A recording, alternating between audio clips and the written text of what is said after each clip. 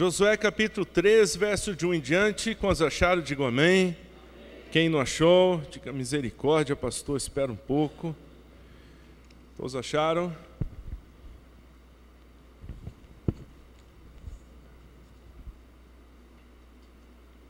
Josué capítulo 3, verso 1 diz: Levantou-se, pois, Josué de madrugada, e partiram de Sitim, e vieram até ao Jordão, ele e todos os filhos de Israel, e pousaram ali antes que passassem. E sucedeu ao fim de 3 dias que os príncipes passaram pelo meio do arraial, e ordenaram ao povo, dizendo: Quando virdes a arca do concerto do Senhor, vosso Deus, e que os sacerdotes e levitas levam, parti vós também do vosso lugar, e seguia. Haja, contudo, distância entre vós e ela, como de medida de 2.000 côvados, e não vos chegueis a ela, para que não saibais o caminho pelo qual haveis de ir, porquanto por esse caminho nunca passaste antes. Disse Josué também ao povo: Santificai-vos, pois, porque amanhã fará o Senhor maravilhas no meio de vós. E falou Josué aos sacerdotes, dizendo... Levantai a arca do concerto e passai adiante desse povo. E levantaram, pois, a arca do concerto e foram andando adiante do povo. E o Senhor disse a Josué: Esse dia começarei a engrandecer-te perante os olhos de todo Israel, para que saibam que assim como fui com Moisés, assim serei contigo. Tu, pois, ordenarás aos sacerdotes que levem a arca do concerto, dizendo: Quando vierdes até a borda da água do Jordão, parareis no Jordão. E então disse Josué aos filhos de Israel: Chegai-vos para cá e ouvi a palavra do Senhor vosso Deus. Disse mais Josué: Nisso conhecereis que o Senhor, o Deus vivo, diga assim comigo, o Deus vivo. Não diga com aquela característica de que Deus está aqui nesse lugar, amém? Diga com a característica de quem crê, de que você não está aqui à toa, que há um Deus poderoso nesse lugar. Vamos lá? Diga assim comigo: Deus vivo está no nosso meio. Josué disse: no meio de vós, né? E que todo lançará de diante de vós os cananeus, os heteus, os heveus, os ferezeus, os gigazeus, os amorreus e os jebuseus. E eis que a arca do concerto do Senhor de toda a terra passará o Jordão diante de vós. Como se pode dizer amém a essa palavra? Pai, nós te louvamos neste que é a primeira ceia do ano de 2020, e nós te louvamos neste lugar, porque este ano, Senhor, nós queremos ir além do que fomos o ano passado, em o nome de Jesus Cristo.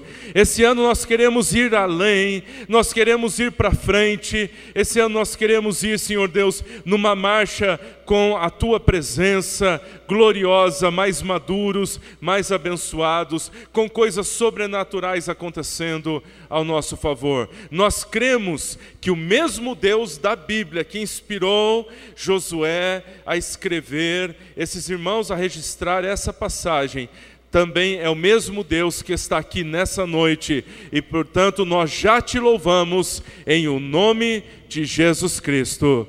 Amém. Amém. Como você pode dizer amém a essa palavra?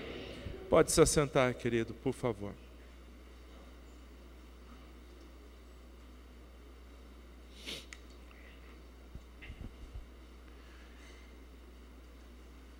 Eu acredito realmente que poucos nessa terra receberam uma tarefa tão grande quanto Josué. Nós estamos falando de uma tarefa extraordinária de grande. Nós estamos falando de algo assim que parece que passa um pouco e você diz: não, isso não pode acontecer, mas de jeito nenhum. O quê, né? A Bíblia fala que Moisés, aonde Moisés não conseguiu ir, que era passar o povo do outro lado do Jordão para conquistar a terra prometida, Deus então pediu para Josué ir além de Moisés, para que ele fosse mais, que ele fosse além do que Moisés foi. Mas de quem que nós estamos falando, não é? De que Moisés é esse? Nós estamos falando de um dos maiores, quem sabe o maior profeta do Antigo Testamento em relação a maravilhas, sinais. A gente teve no final do ano aí um show aí com os fogos, isso era fichinha, né? Quando Deus estava no meio do arraial, o negócio pegava fogo de verdade, não era de cima para baixo, né? Era um negócio que não custava nada, mas, meu amigo, gelava as costas de todo mundo. A Bíblia diz que o monte fumegava, a Bíblia diz que realmente era uma coisa tão incrível andar junto àquele homem chamado Moisés. Você pode ver como é que iniciou o chamado dele, na sarça ardente, Deus falando com ele, não é coisa linda? A vara dele se transformando em cobra, a mão dele se transformando leprosa, depois não leprosa, pega assim, é serpente, pega desse jeito, então vira de novo um cajado, não é? E você vê as pragas do Egito, foram tantas, não dá nem para contar todos os milagres que foram feitos por Moisés, de tantos que são na Bíblia, que Deus usou esse homem, mas podemos citar alguns. A água toda se transformando em sangue, sabe lá o que é isso? Né? Que patamar é esse? Né? Depois você vê, por exemplo, granizo, né? Você vê, por exemplo, aquela situação de que trevas se levantavam, a morte dos primogênitos, a coluna de fogo que acompanhava o povo durante a noite e durante o dia, então você via a nuvem acompanhando, dando sombra, o mar dividido, o exército afogado do faraó nas águas, as águas amargas sendo transformadas em água potável, as águas saindo da rocha, a destruição de Coré e seu grupo, a água que brotou da rocha, o envio de codornizes e maná do céu para alimentar um povo, cerca de 5 milhões de pessoas, 5 cidades de Campinas, só para você ter uma ideia, cerca de 4 ou 5 cidades de Campinas. E de repente Deus deu alimento para todos eles em pleno deserto, não é? O milagre da serpente metal, que quem olhava para aquela serpente era curado, dentre outros sinais tão extraordinários, mas tão extraordinários, se diz, esse homem não pode morrer, esse homem não pode ir embora, esse homem tem que continuar, eu quero aprender mais, e aí Deus olha e diz, não, Josué, agora é com você.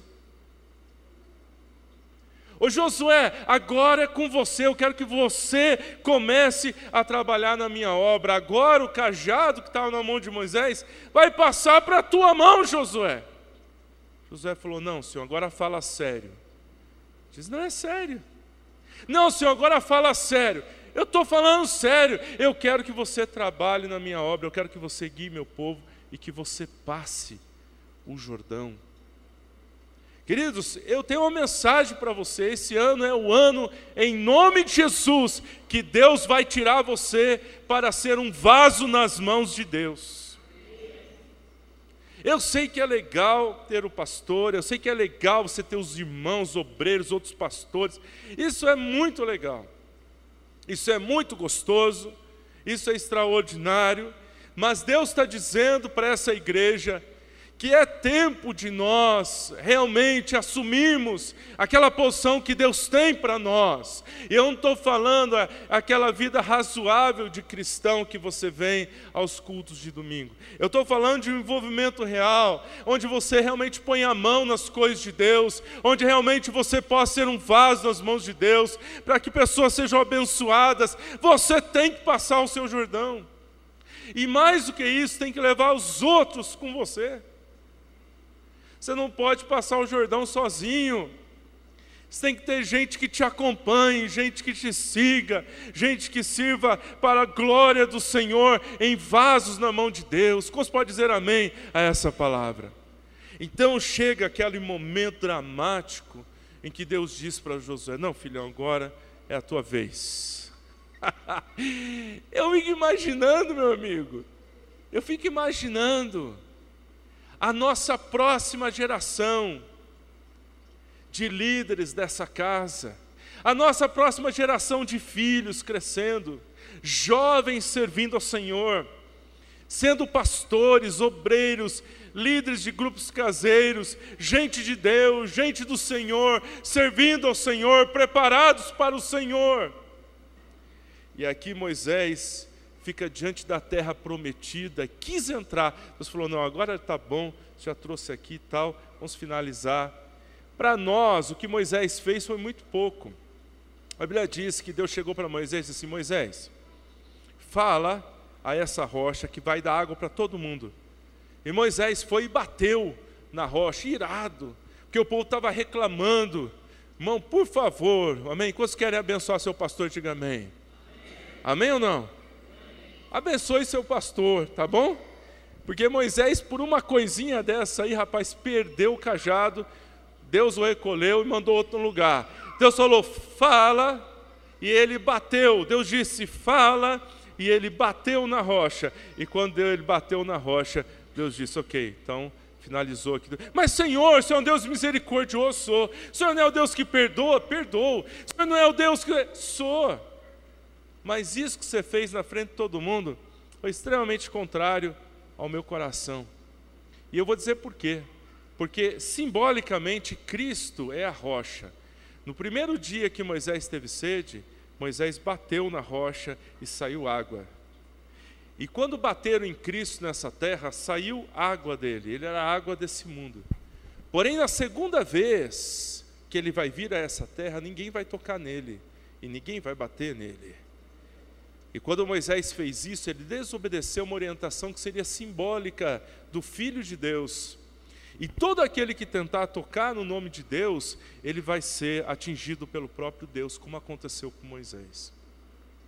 Grande líder, mas nesse momento falhou.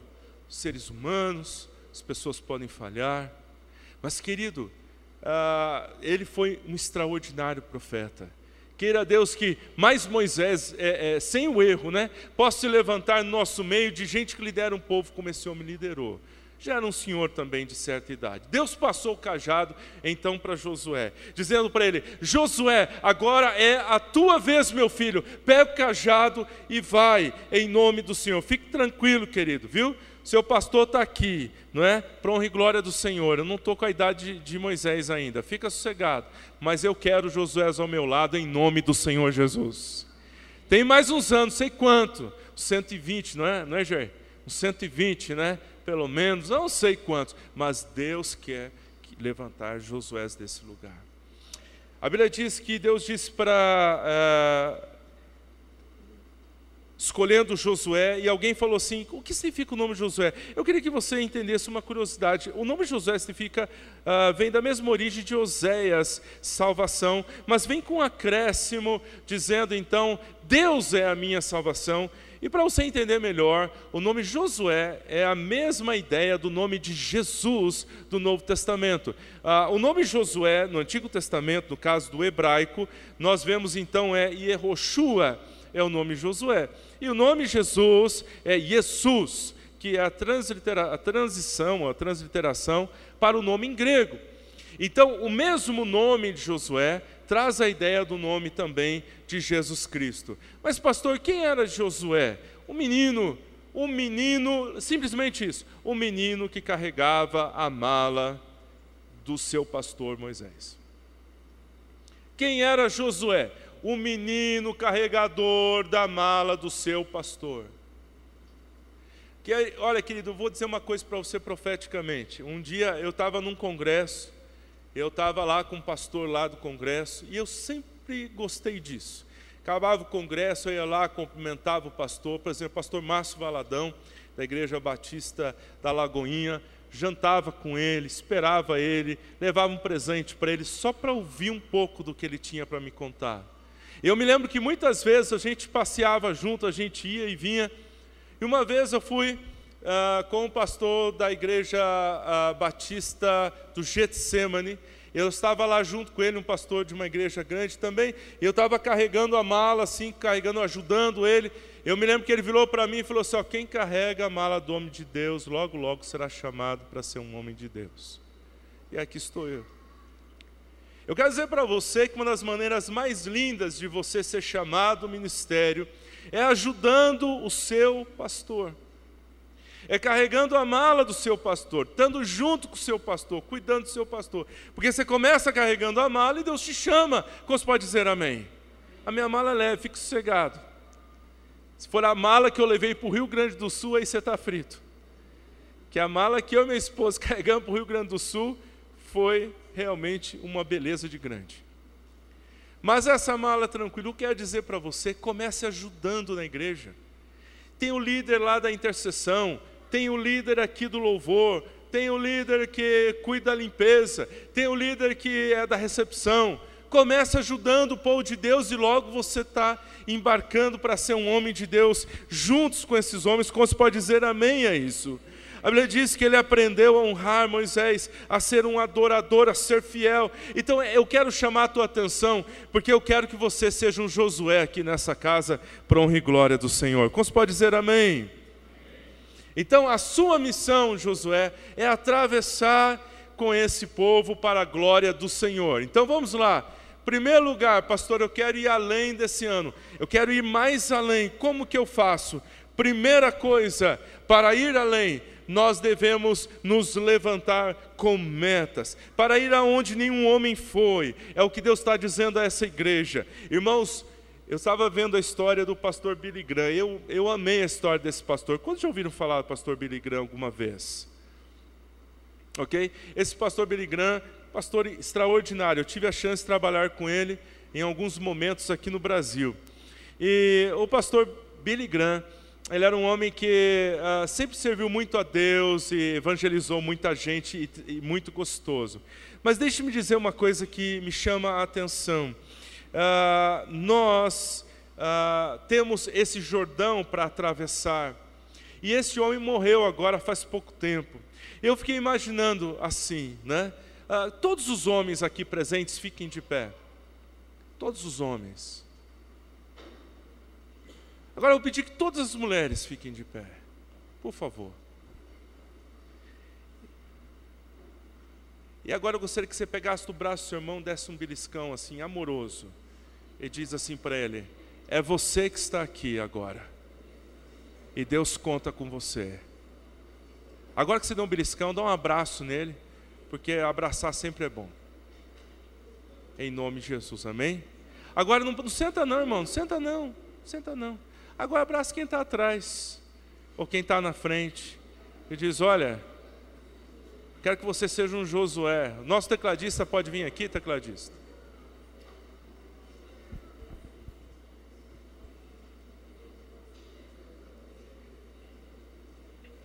Irmão Marto, por favor. Pode sentar agora. Agora que você abençoa teu irmão. Porque às vezes a gente fala, Deus quer usar a sua vida. A gente olha para o irmão do lado, não é verdade não? Deus quer usar a sua vida, rapaz. E aí? Além desse teclado bonito. Aliás, que teclado bonito, novo, né? Glória a Deus, hein? Toca um pouco para a gente ver.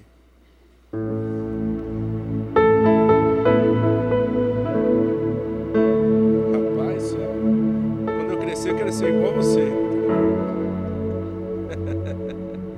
Deus quer usar a sua vida, como você pode dizer amém? Mas Deus quer que você vá além. Pastor, como é que eu posso ir além? Como é, pastor, que eu consigo ir além no ano 2020? Pastor, me ajuda a entender. Vamos na Bíblia. Porque para ir além, cara, olha que responsabilidade que Josué tinha. Eu quero, filho, que você faça o que ninguém fez até agora. Eu quero, meu filho, que você faça o que ninguém fez até agora. Eu quero, meu filho, que você faça o que ninguém conseguiu. Moisés, com todos os sinais, ficou 40 anos no deserto.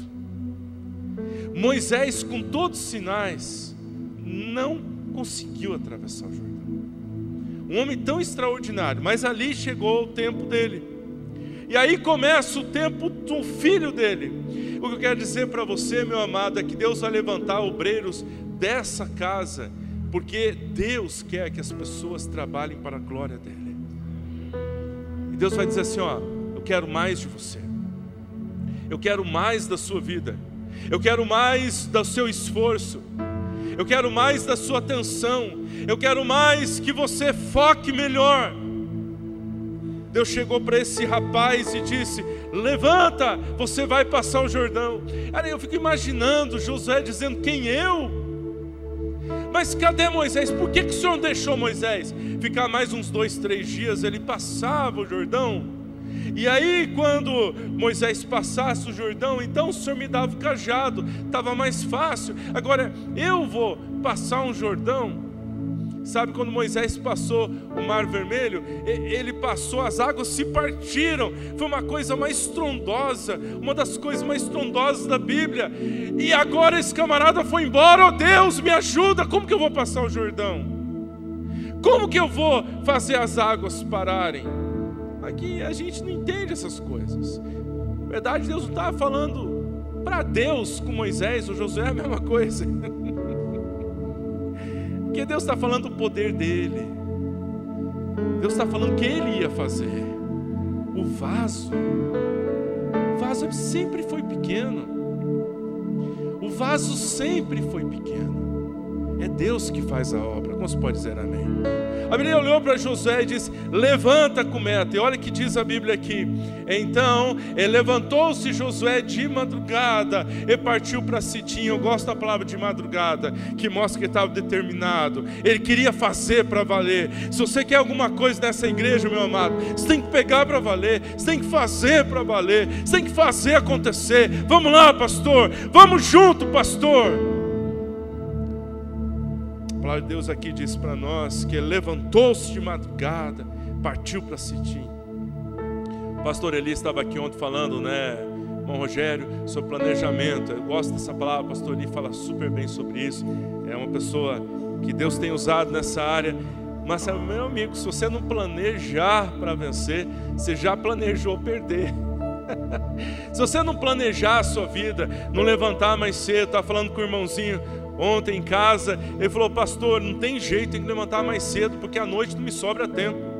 Para eu ter meu momento com Deus, tem que levantar mais cedo, porque à noite não está me sobrando tempo para conversar com Deus. E fica o quê? Planejamento. Planejar passar um tempo com Deus, planejar não falhar. Mas, querido, planejar só não resolve. Eu gosto da palavra levantou-se e foi. Meu amigo, se a gente não levantar e não formos mesmo, não vai acontecer nada. Você pode planejar, pode colocar pedacinho na geladeira de papel grudado, você pode colocar foto, você pode colocar no teu carro. Se você não tomar uma atitude, se você não for, então o que tiver que fazer, faça logo. Faça logo no início do ano. Essa história que eu vou entrar na academia e nunca entra, quiser entrar, filho, então entra. Se não quer, não fala mais. Chega lá nas metas do ano, eu tenho como meta esse ano não fazer academia, para que você possa dizer que você cumpriu no final do ano, né? Porque se você fala que vai, mas não entra, então, meu amigo, melhor dizer que tua meta é não ir. Eu tô com uma meta, eu estou me sentindo uma meta espiritual de não ir. Se você tem uma meta, levanta e faça. Pare de falar, comece a fazer. Deus espera você começar. Eu gosto desse versículo. E quando eles levaram a arca até o Jordão, e quando os pés dos sacerdotes se molharam na borda, ou seja, eles estavam com a arca na mão, levando, mas quando os pés deles tocaram na água, então, irmão, enquanto você não se levantar para fazer, a obra de Deus não vai acontecer. Quando eles tocaram os pés nas águas, quando eles tomaram uma posição, quando eles tomaram uma decisão, e a Bíblia diz então que o rio Jordão, as águas não se partiram igual a Moisés, não. Em Moisés as águas partiram em dois, em Josué as águas ficaram em um montão, ficaram acumuladas, ficaram lá em cima. A palavra de Deus diz que se levantaram num montão, então eles passaram de frente a Jericó, que vai ser um dos maiores guerras que eles poderiam enfrentar, uma das primeiras enormes guerras na entrada da terra prometida. Eles foram de frente com o seu inimigo, ou o maior, um dos maiores, que era Jericó. Querido, eu quero dizer para você nessa noite que muitas pessoas levantaram e falharam, mas eu prefiro ver você andando e caindo. Aliás, escutei uma frase uma vez, diz: nosso Pai Celestial é o típico pai que prefere que você se levante e caia do que você ande numa cadeira de roda. Então tem hora que nós devemos parar de usar amuletos. Se nós queremos, andadores, se nós queremos alguma coisa, é hora de fazer. Então levanta, vai e faz. Toma a decisão na sua vida. Muitas pessoas fizeram e falharam. Thomas Edison disse que ele teve 10.000 experimentos nas anotações deles para que ele tivesse sucesso na sua lâmpada. Nós vemos homens como Bill Gates, que deixou a faculdade para olhar mais de perto os softwares, e foi bem sucedido. Nós temos nosso caso aqui de Santos Dumont, que eu estava lendo a história dele, falando que N vezes ele levantou o voo com aquele aviãozinho, e tira a roda, e põe roda, e não sei o que, até que aquilo realmente deu fruto. Nós estamos falando de Pedro, o único homem que andou sobre as águas e afundou. Não deu tão certo, mas ele andou. O que eu quero dizer para você, querido irmão, é que a Bíblia diz em Josué 3,16: e pararam as águas que vinham de cima e levantaram-se num montão por causa do poder de Deus. Quantos pode dizer amém a essa palavra? Quando eles colocaram os pés nas águas, quando eles estavam obedecendo a Deus, seguindo o conselho de Deus, e colocaram os pés nas águas. Muita gente teve problemas, dificuldades no ano passado, e eu vejo que estão aqui, porque você está colocando o pé nas águas. Diz: não, pastor, esse ano vai ser melhor, hein? Em o nome de Jesus, esse ano ainda vai ser melhor, porque eu estou colocando meus pés nas águas. A bênção vem de Deus, mas eu estou colocando meus pés nas águas.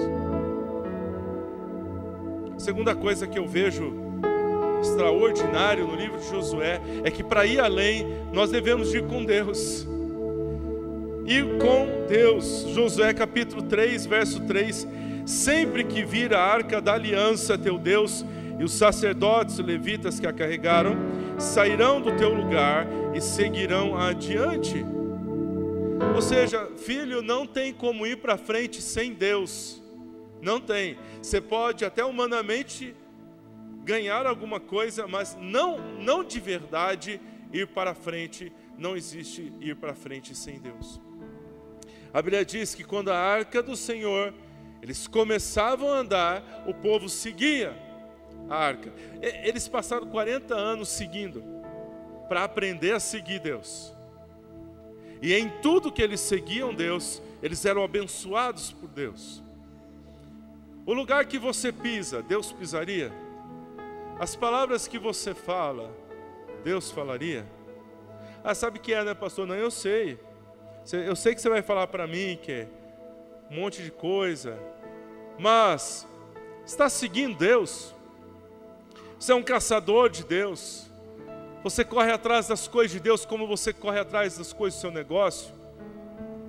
Ô pastor, vamos voltar a falar dos negócios, porque eu quero que você fale que o meu negócio vai prosperar. Não vai, eu tenho certeza, você é um camarada esforçado, você está aqui na igreja, você é trabalhador, você vai prosperar, a tua família vai prosperar. Mas eu quero que quando chegar lá no final, quando você tiver o teu carro novo, um apartamento na praia, que você vai convidar teu pastor, amém, aleluia. E quando você estiver lá com o seu iate e dizer: pastor, vem passar uma semana e meia comigo, não precisa comprar nada, pastor, está tudo bom do melhor. Quando você estiver lá na sua fazenda, na sua chácara, e tiver frutas, eu quero que lá com 120 anos você olhe para trás e diz: foi ótimo, pastor, mas nunca andei sem Deus. Nunca andei sem Deus. Eu quero olhar para trás e ver Deus. Eu ver Deus na hora que você comprou o carro, e ver Deus na hora que você tomou aquela atitude, e ver Deus que apesar da sua pequenez, mas ver Deus que você dobrou o joelho antes de você tomar aquela posição na sua vida. E que na hora em que o diabo está testando você, que está tentando lutar contra você, que diz que você é um derrotado, ver Deus que Deus te levantou, te honrou e te ajudou. Ver Deus em todos os momentos. Ezequiel, nós vemos que a presença de Deus faz diferença. Em Ezequiel 47:9, se você quiser anotar, eu vou ler aqui. Será que toda criatura vivente que vier, por onde quer que entre esses dois ribeiros, viverá. e verá tudo por onde quer que esse ribeiro passe. A Bíblia diz em Ezequiel que aonde as águas do Senhor passasse, ali iria viver. Mas a Bíblia diz também em Ezequiel 47:11, mas os charcos e os lamaceiros não sararão, serão deixados para sal. Então a palavra de Deus diz que havia lugares que foram curados pelas águas de Deus e lugares que as águas passaram, mas só ficou charco e lodo. Eu quero dizer que esse ano Deus não quer que você seja charco e lodo, onde um dia a água passou. Um dia a água passou, pastor. Sabe, eu estava num culto e a água passou sobre mim. E olha, eu fiquei molhado. E foi ótimo. Não, mas está passando? Não, passou. Ezequiel está dizendo que as águas, elas precisam vir e sarar, e você tem que entrar ali naquele ribeiro de Deus e viver mergulhando nessas águas.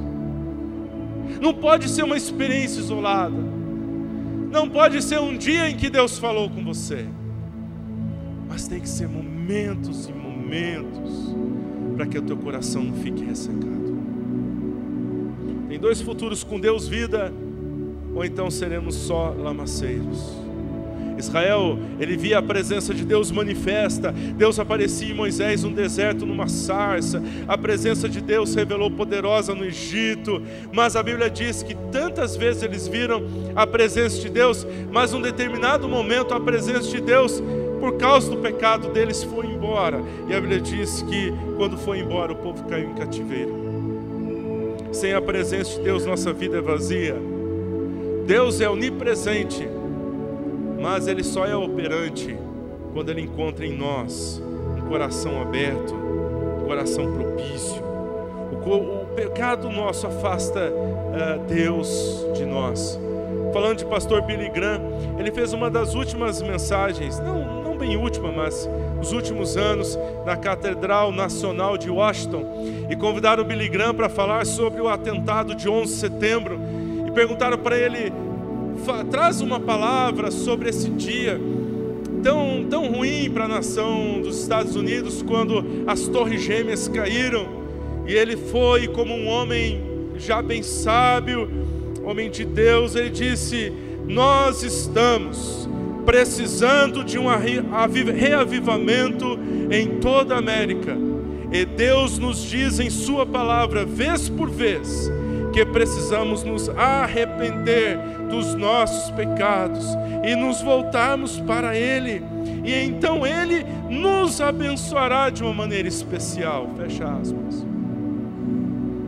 O pastor Billy Graham, ele via que uma nação é avivada quando você não deixa pecado se acumular em sua vida. Quando você vê que você está indo contra algum princípio da palavra, e você leva esses princípios para Deus, dizendo: ó Deus, eu não quero mais pecar com essas coisas. Billy Graham, ele entendeu que as torres foram atingidas por causa do pecado da nação. E quando eu vejo essas coisas, eu tento olhar para mim, para você, que quer um ano abençoado. E nós podemos dizer, para ir além, nós temos que ir com Deus. Mas Deus só vai com aqueles que desejam realmente andar com Ele. Então eu e você temos que desejar isso. Precisamos urgentemente de um avivamento. Nós amamos nossas reuniões. Quantos pode dizer amém? Quando eu vou na casa, em nossas casas, jovens, reuniões, onde estivemos aqui com o pastor Eli, depois saímos para comer, e vocês são tão divertidos. Nós amamos nossas reuniões, mas precisamos mais do que uma reunião. Nós precisamos de avivamento, precisamos de algo tão profundo que venha além dos nossos esforços, algo que venha dos céus, algo que venha trazer eletricidade, aleluia, do Senhor. Algo que encha o nosso coração, não por causa do nosso esforço, não por causa das coisas boas que fazemos, mas porque é sobrenatural. porque essa energia sobrenatural é o que te vai dar forças para chegar no ano 2020, no final, dizer: valeu a pena andar com Deus, valeu a pena andar com Deus, valeu a pena andar com Deus. Nós vemos que o avivamento, ele vem por um decreto divino. Quando Deus olha no céu e diz: é agora, parceiro, é agora. Quando Deus olha para nós e diz: vai ser esse momento, e quero levantar essa vida, essa pessoa, esse ministério, então nada se opõe. É um decreto de Deus. Mas olhando a Bíblia, você pode ver que pode ser provocado esse decreto. Você pode provocar o coração de Deus. Quando você tem um filho, você sabe o que eu estou dizendo. É claro que nem sempre você consegue dar aquela atenção toda especial a um filho, mas quando ele corre no teu colo, ele abre a porta e diz o seu nome, e corre no teu colo e te dá um beijo, mesmo que você esteja correndo, você não consegue não retribuir. Eu sei que se essa noite nós provocarmos no colo de Deus, Ele avivará os nossos corações. Ele trará tamanho poder, que esse ano 2020 será o melhor ano das nossas vidas. Ele trará tamanha unção, tamanha graça, que os nossos opositores cairão não por causa de nós, mas por causa dEle. Por causa dEle, por causa do Senhor que anda conosco, aquele que anda com a gente, aquele que está à nossa frente, aquele que segurou as águas em Moisés, é também aquele que segura as águas em Josué, e é também o mesmo Deus que nos fará atravessar o nosso Jordão no ano 2020. O avivamento não pode ser agendado, mas pode ser atraído. Segundo Crônicas, disse: o meu povo que se chama pelo meu nome, se humilhar e orar, e buscar a minha face, e se converter em seus maus caminhos, então eu ouvirei dos céus, perdoarei seus pecados e sararei a sua terra. Ele sara a nossa terra quando nós confessamos.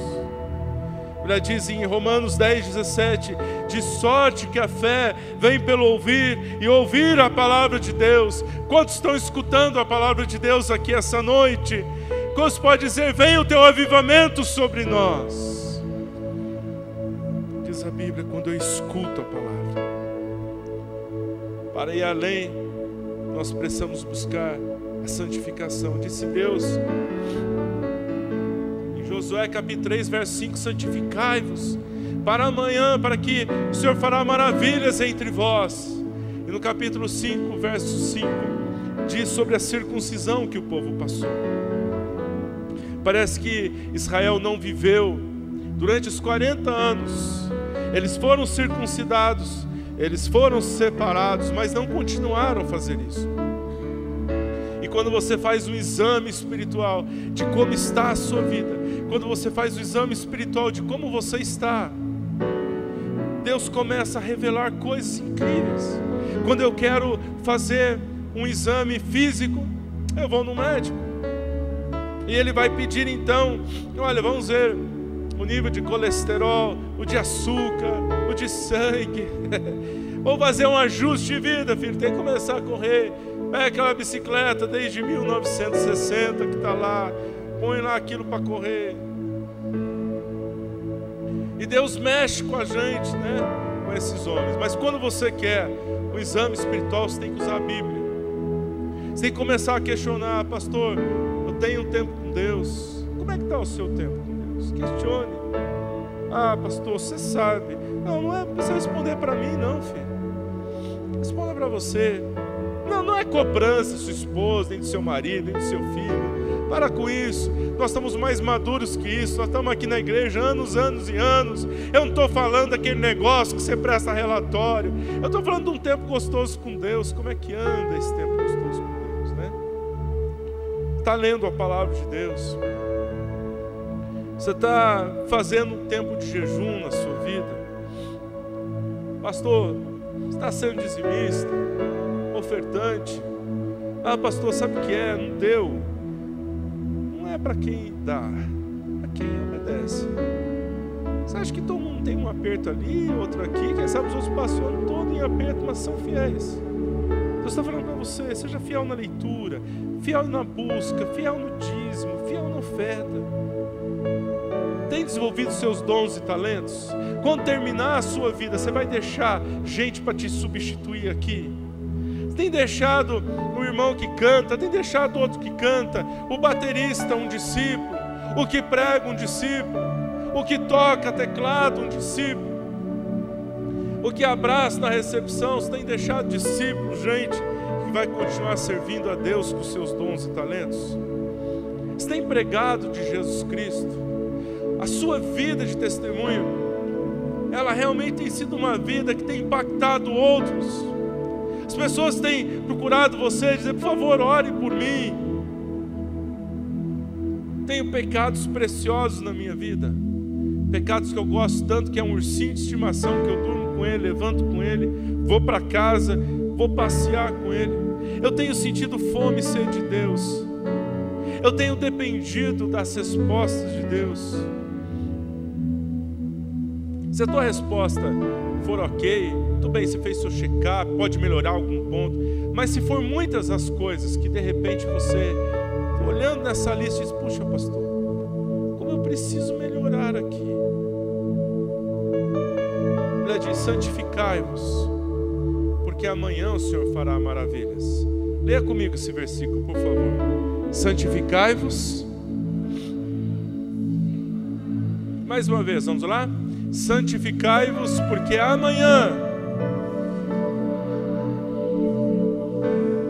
Percebe que o primeiro passo é nosso.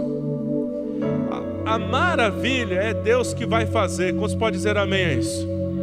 Mas o passo de eu vir até o altar, aqui, e colocar a minha vida no altar, dizendo, eu não tenho força, meu Deus, mas eu estou aqui no altar, separando, me ajuda, fortalece. Esse passo é seu, filho. O milagre é de Deus. Deus faz o milagre. Mas para de pôr teu pé no lugar errado.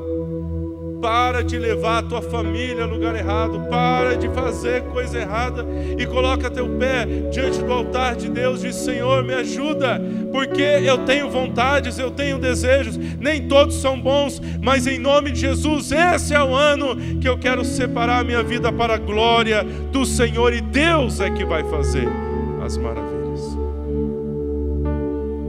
Um jovem pastor, antes de ser empossado na igreja do estado de Oklahoma, nos Estados Unidos, chegaram alguns irmãos para ele e falaram assim, pastor, toma cuidado, que não é o caso dessa igreja, graças a Deus, mas lá no caso deles, pastor, essa igreja aqui está morta. E eu já preguei em igrejas com esse sintoma.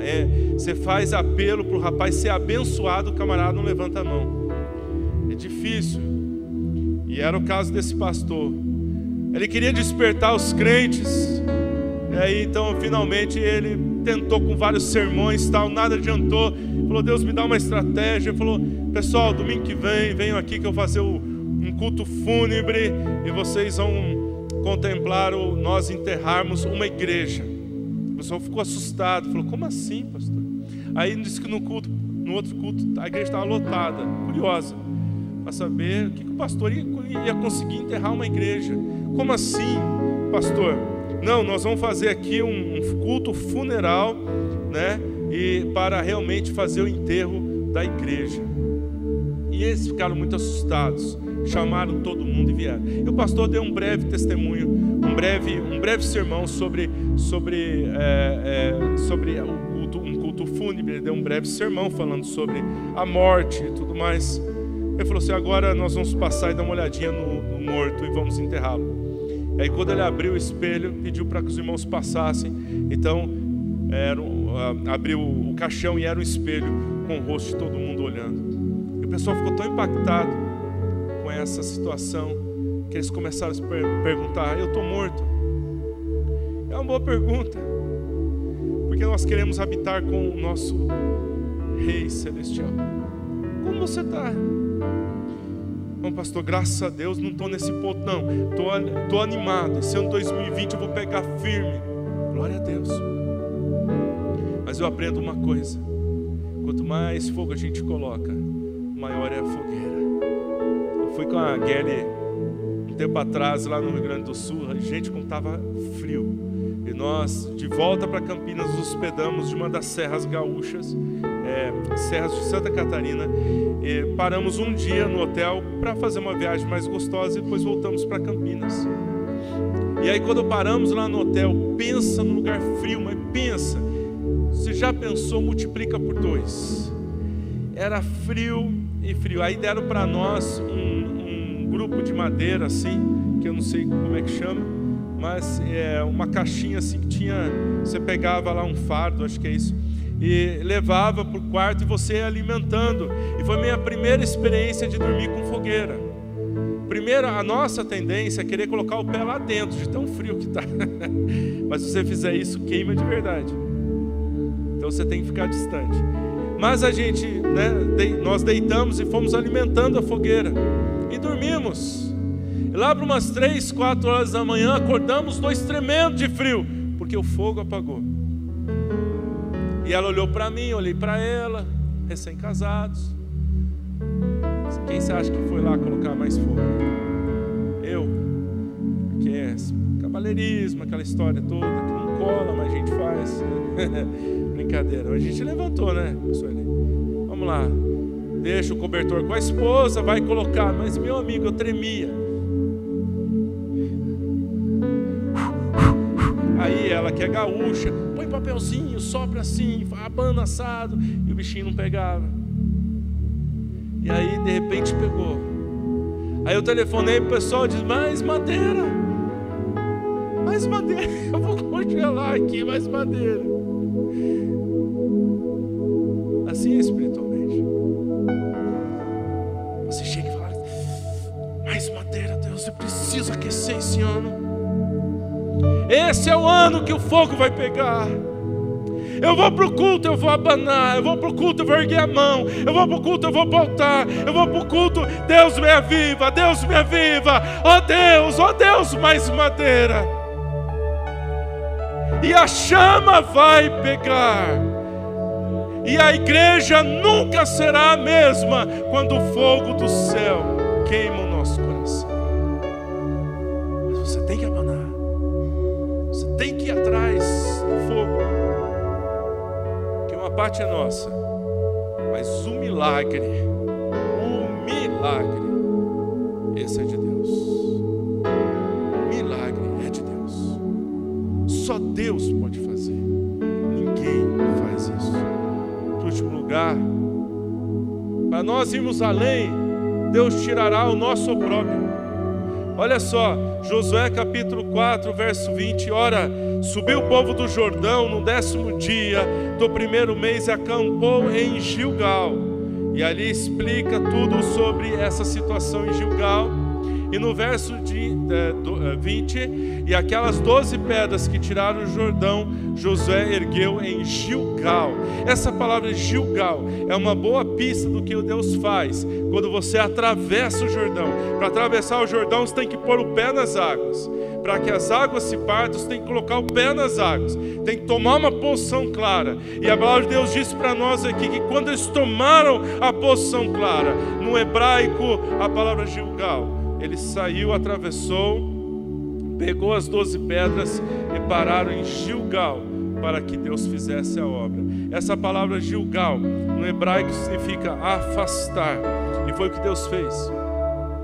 A palavra de Deus diz no verso 5 e 8: e acabando de circuncidar toda a nação, fizeram no seu lugar no arraial até que sararam. Disse mais o Senhor a Josué: hoje, diga assim comigo, hoje. Não, diga forte, diga hoje.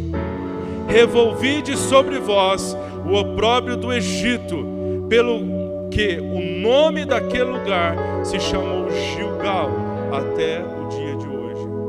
Quando eles colocaram o pé nas águas e atravessaram o Jordão, Deus disse hoje. Eu gosto desse hoje, porque esse hoje significa que Deus tirou a desonra pública, a degradação social, a vergonha, o vexame, a humilhação, e Deus rolou para longe deles. Se você pensar que esse povo passou um deserto, eu já estou terminando, se você pensar que esse povo passou no deserto, foram 40 anos de humilhação, de fracasso, de morte, de câncer espiritual, 40 anos de peregrinação por causa do erro deles, 40 anos sem visão por causa do erro deles. Porém, quando eles atravessaram o Jordão, Deus disse: hoje eu tiro o opróbrio de vocês. Percebe o que Deus está falando para nós? Deus está falando: levanta, filho. Deus está falando: levanta, meu filho. Que o patamar que nós estamos é bom, mas o patamar depois do Jordão é melhor. Ser salvo é bom, mas ser usado por Deus ainda e salvo é melhor. Andar com Deus é bom, mas ser um instrumento na mão de Deus ainda, junto com Deus, andando com Deus, é melhor. E que Deus, Ele é o Deus que vai passando, geração a geração, pessoas a pessoas. E a pergunta é: quem o Senhor pode passar responsabilidades esse ano para honrar o seu nome, responsabilidade para glorificá-lo? Quem que Ele pode passar e contar, dizendo: olha, pode contar comigo, ó Deus, pode contar com o meu esforço, pode contar com o esforço da minha família. Eu quero declarar sobre sua vida que seja um ano de Gilgal para você, um ano em que Deus tire o opróbrio, um ano em que coisas ruins se afastem e coisas boas venham à sua vida. Eu quero declarar em nome de Jesus, e eu creio que se você crer comigo e nós tomarmos os passos de realmente nos levantar e andar com Deus, mesmo com nossa limitação, colocar e abanar e soprar, que o fogo virá do avivamento e nós seremos abençoados. E que a glória de Deus abaixará e virá sobre nós e seremos abençoados. A palavra de Deus diz para nós que quando tudo isso aconteceu, Deus olhou para Josué e disse: Josué, vem aqui, meu filho, eu quero falar com você. Então disse o príncipe do exército, Senhor, a Josué: descalça os teus sapatos dos teus pés, porque o lugar que tu está é lugar santo. E a Bíblia diz que Josué fez isso. Tem um dia, irmão, que eu e você tem que tirar alguma coisa e colocar a nossa confiança no Senhor. Tem um dia que eu e você temos que dizer: pastor, esse ano é o ano que eu quero buscar a face de Deus. Pastor, esse ano é o ano que eu quero confessar melhor os meus pecados. Pastor, esse é o ano que eu quero ser acompanhado por Ele, atrás dEle, caçador de Deus. Eu quero soprar, eu quero, pastor, esse é o ano, eu preciso, eu quero que seja o ano do Gilgal, um ano que o meu opróbrio seja afastado. Querido, quero convidar você a ficar de pé e abaixar sua cabeça comigo, por favor, antes de nós tomarmos a ceia. Eu não tenho muito esses costumes assim, mas sabe que eu estava preparando a palavra e eu senti no meu coração, mas não avisei ninguém, viu, gente? Não avisei ninguém. Não sobe não, fica lá embaixo um pouquinho. Fica perto. Vai subir já, me dá só um minutinho para explicar uma coisa, para vocês subirem. Esse ano, eu estava meditando sobre isso, tio, e falando sobre isso com Deus. Orei hoje cedo. Conforme eu estava lendo, eu senti Deus me desafiar o meu coração. E eu creio num ano de muita graça e vitória de Deus. Eu creio nisso, filho. Eu creio que esse ano é um ano especial. E aí, Deus falou assim para mim: olha esse versículo. Eu estava lendo a palavra, eu senti assim: então o príncipe do exército, Senhor, disse a Josué: descalça os seus sapatos dos pés, porque o lugar que tu estás é santo. Josué assim. Então eu queria te convidar a fazer uma coisa profética. Parece tolo, não me entenda mal. Eu também não estou para explicar todas as coisas nesse aspecto, não. Eu quero desafiar você a você dar um sinal na presença de Deus. E o sinal é esse. Quero chamar você ao altar. Mas ao chegar no altar, que é quentinho aqui, tem um tapetinho gostoso, tira o seu sapato. Todo mundo tomou banho aqui, aleluia. Fala, Senhor, esse ano eu quero descalçar os meus pés. E eu quero calçar a Tua presença. Eu quero estar junto contigo. Mas esse lugar é santo. Mas se você quer fazer isso, agora sim os irmãos podem subir. Mas façam isso profeticamente também. Descalce o seu sapato e vem consagrar a sua vida a Deus antes de nós tomarmos a ceia do Senhor nessa noite. Aleluia.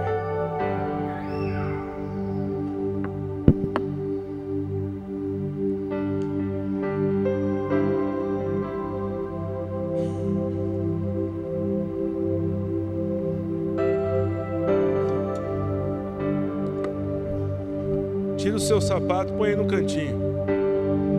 Fala, esse ano é o ano que eu quero que Deus dirija os meus passos. O ano que eu quero que o Senhor dirija os meus passos. Se quiser, pode tirar até no tapete. Pastor, esse ano eu quero mais de Deus. Eu quero ter um momento mais... Quero que o Senhor possa me dar revelações da sua vontade, revelações do seu querer. Eu não quero simplesmente guiar, eu quero colocar de novo meu coração diante do Senhor. Enquanto a equipe louvor está adorando ao Senhor, você ora a Deus o que você sente. Que seja o ano Gilgal na sua vida, onde o seu opróbrio será tirado, você vai poder glorificar o Senhor. Aleluia.